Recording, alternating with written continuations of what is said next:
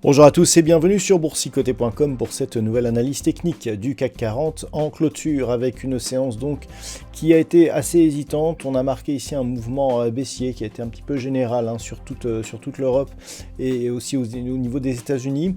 On est légèrement remonté en fin de séance mais sans parvenir ici à venir clôturer dans le vert puisqu'à 7696,92 eh bien le CAC 40 perd ce soir 0,4% par rapport à la clôture de la séance précédente. Donc on est ici plus sur une phase de stabilisation.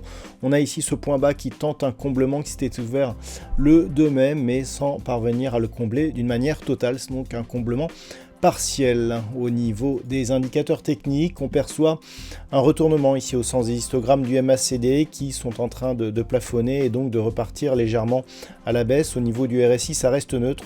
On perçoit aussi de très faibles volumes sur les deux dernières séances et c'est encore le cas aujourd'hui, donc nettement inférieur à la moyenne. Donc il s'agit surtout d'une phase d'attente puisque on sait que demain la Fed va dévoiler justement la suite de sa stratégie monétaire et c'est ce qui peut-être a incité les investisseurs à beaucoup de prudence. En termes de palmarès, Téléperformance est encore la plus grosse progression du jour, plus 3,74%, suivi par Renault, plus 1,5%. Capgemini, Total Energy, Orange, Pernod Ricard sont sur des hausses légèrement supérieures à 1%.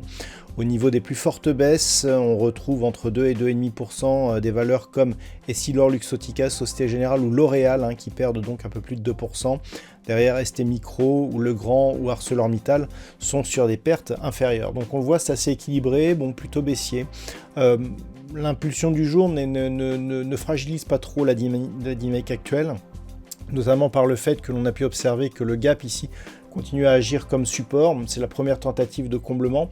Donc globalement, on voit que pour l'instant, ce gap, même s'il crée une fragilité, n'est pas si facile que ça à combler.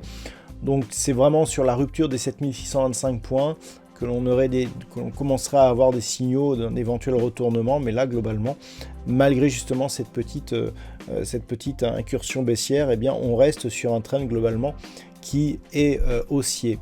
Donc par rapport à cela, pour demain, il va falloir surveiller donc des niveaux techniques. Donc dans le cas d'une reprise de la phase de consolidation, et au moment où je vous parle, le CAC 40 ne semble pas prendre cette voie-là, puisque l'on est à peu près à 7680 points.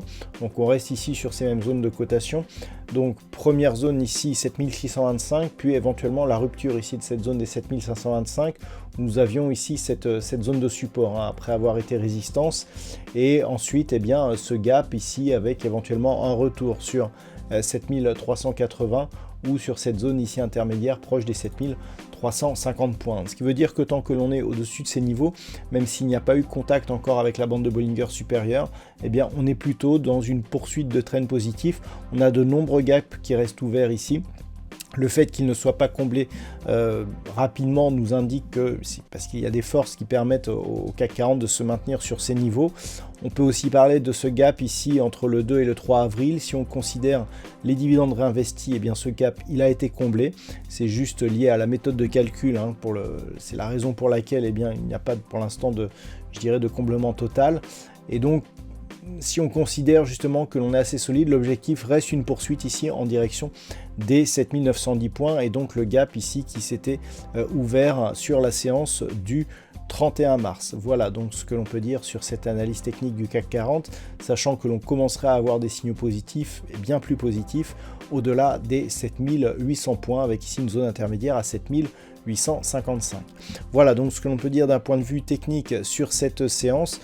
D'un point de vue statistique, nous sommes sur une configuration qui nous donne un nombre d'occurrences assez intéressant. Il y a de nombreux cas similaires à la configuration technique que nous avons actuellement. Et par rapport à cela, c'est assez neutre. On a un tout petit potentiel haussier, un potentiel baissier qui n'est pas très développé non plus, mais qui pourrait je dirais, grandir à partir de la semaine prochaine. C'est-à-dire que pour l'instant, c'est neutre, mais avec une petite préférence baissière tout de même. Voilà, donc ce que l'on peut dire pour aujourd'hui. Je vous souhaite de passer une très bonne soirée. On se retrouve dès demain pour d'autres analyses techniques, toujours sur le site boursicoté.com.